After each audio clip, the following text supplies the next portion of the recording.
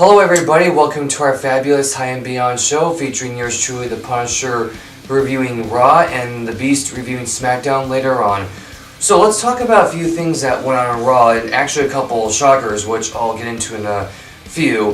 The first thing we saw, the opener with Stephanie coming out, getting the crowd all fired up and stuff, and then Roman comes out there and insists about fighting Braun Strowman and demands him right at that point. Then Stephanie mentions to Roman that Braun will be fighting Mark Henry, but if Roman gets involved, he can throw away the match with him at Fastlane.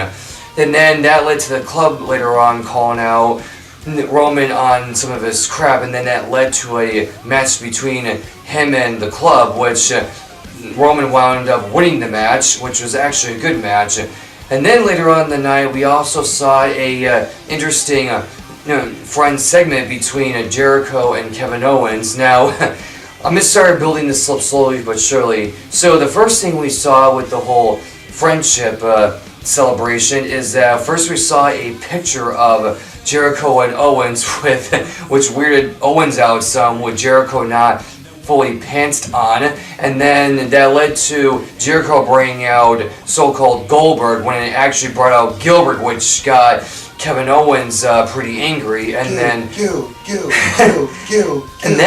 Kevin Owens gave Jericho a random little surprise, which we thought was a brand new list of Jericho, but then Jericho found out his name was on the list, and then later it was revealed the list of KO. Shortly after Jericho saw his name on the list, Owens randomly started beating down Jericho and then turned on him, which I am shocked about this for a couple of reasons. For one, I did expect the split to occur between him and Jericho, but I thought they were going to do it after Fastlane, where we would think that Jericho would not help Owens win the match and retain the title, but apparently they did it 3 weeks early, so whatever that reason is, it is what it is. And then the other thing is, we all know it's building it for a match at Mania, but again, we didn't expect it to see a split so soon. But anyway, overall it was a very good segment, just a big shocker with the whole split thing. So, and then after the whole thing was all said and done, they saw the EMT sending Jericho to the hospital, which is the typical moment when people get beaten down so bad. Then the next segment, we saw that Cesaro and Sheamus were arguing with Cass and Enzo backstage, which led to a match later on the evening, which the same typical crap, which will probably lead to a match at Mania or Fastlane, whatever. I don't really care about this feud too much, but anyway, moving forward. Then we saw a couple of segments that was building up to Charlotte and Bayley for their big title match in the main event, which I did not know was going to be the main event, but it wound up being the main event. And then Charlotte and Sasha exchanged some words with each other before Charlotte made her entrance out to the ring.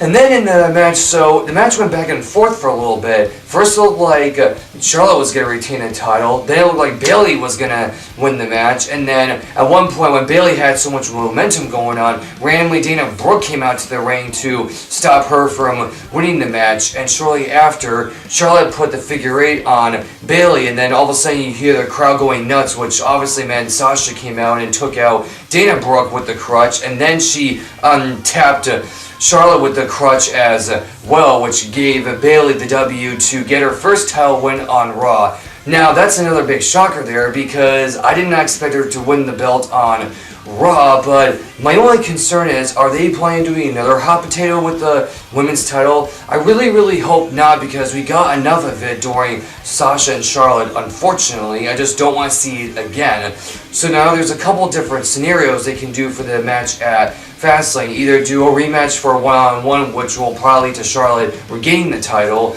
2, they could do a tag match with Dana Brooke and Charlotte versus Bayley and Sasha, or they could do a triple threat for the Women's Championship, which I don't see that match happening, but it could, but we'll see how it goes. But if they do another hot potato situation at Fastlane, let's just hope that Bayley does get the big win at Mania for the title swap back to Bayley, and then ending Charlotte's undefeated streak once and for all. Thank God. But anyway, overall, Raw was a pretty big shocker this week between the events of Kevin Owens and Jericho and Bayley and Charlotte, so we'll just see how things plug along week after week. So Alright everybody, my turn is up, and now it's the Beast's turn. It feels good to be part of the A1 show with A1 greatness. How y'all doing? You know who it is. You know what it's time for. Let's get started with Smackdown. Show kicked off with our new and current WWE champion, Bray Wyatt. Follow the buzzards. I've been a fan for this man of years. I am completely proud that he has finally won the title. I'm happy WWE made that choice. And I really hope that they stick to it, even though it's a shaky moment because we're getting close to WrestleMania. You know how anything can happen towards WrestleMania. I just don't want a short reign for Bray Wyatt, especially for his first reign as a world champion. I don't want it short. Let it be long. But the night kicked off with a good old announcement for Bray Wyatt, letting you know his championship, letting him know that he truly can say he has the whole world in his hands. Just to lead out to John Cena coming out, trying to remind people that he got his rematch clause, which in the same night, which to me was stupid. And then AJ came out, and well, you know, we got a triple threat match for the main event of SmackDown. I was a little peeved because I didn't want to see Bray defended after he just got it, knowing the crap that WWE likes to do when it's John Cena involved in a rematch match. It's always the same. But I will get back to that. American Alpha, the current and still defending tag team champions of SmackDown. American Alpha was taking on the Ascension. American Alpha defended their titles on Elimination Chamber in what I say is a gauntlet match, but you know, it's a turmoil match, whatever you want to call it. Pretty much they went through the whole roster and retained, just to where as they faced the Ascension's finally starting to look better, and I'm actually proud of that because as the Ascension has made it to the main roster, and I'm gonna keep this quick, Ascension looked terrible. In NXT, they was undefeated. They was pretty much like gods of the tag team division in NXT. The second they made it to the main roster, everybody was whooping their ass. And it all started from when everybody got pissed because they keep calling them the Road Warriors lookalikes, which they completely changed, so I hope to never hear that shit again. Next up, Baron Corbin attacked Dean Ambrose. Well, really, here's what it was. Dean Ambrose was looking for Corbin after Corbin attacked him so badly after the chamber match. Ellsworth decided to run his mouth because he feels comfortable having Carmella on his waist, just to realize Carmella's not even feeling you. Carmella's just using you and everybody knows it. But anyway, he's in the ring, he's talking big, Dean's about to come out, and what we thought was Dean coming out, it was Baron Corbin whooping Dean's ass. All over the whole stage point. Dean tried to get a run back, but it didn't work once he got that deep six into the special announce table where the explosion just happened to occur. I can't be mad about that. That's actually really good. Put the biggest guy in a rivalry against the lunatic of the WWE.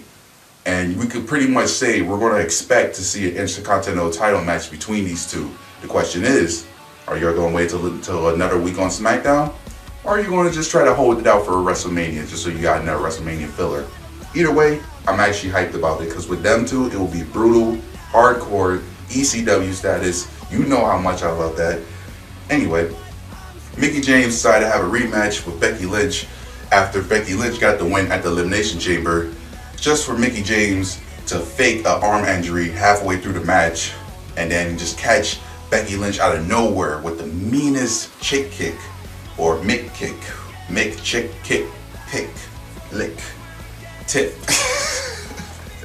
Sorry, I just like being random. But yeah, Mickie James came with her finisher at the end, a little sneaky-ish.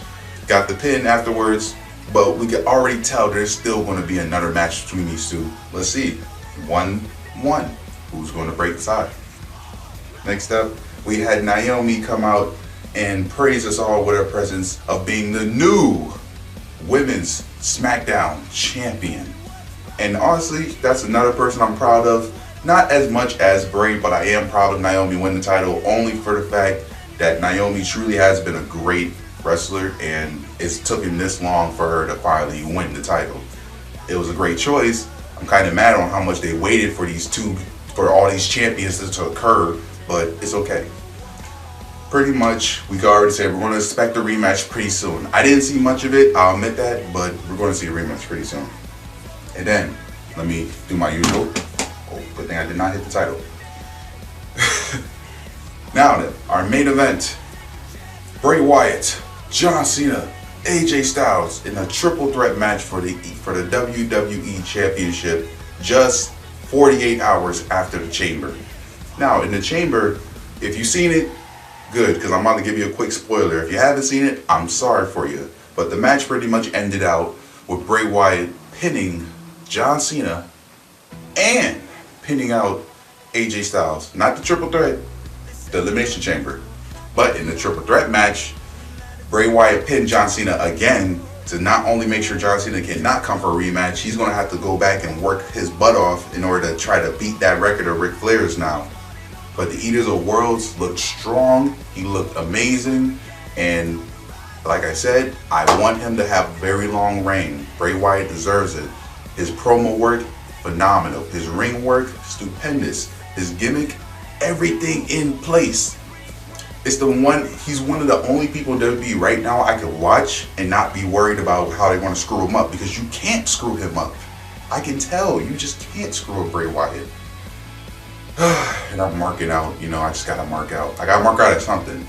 Coming from pay-per-view of Elimination Chamber, which was actually pretty good, to now coming to a Smackdown that was a pretty good follow-up. And you don't have always good follow-ups after the pay-per-views.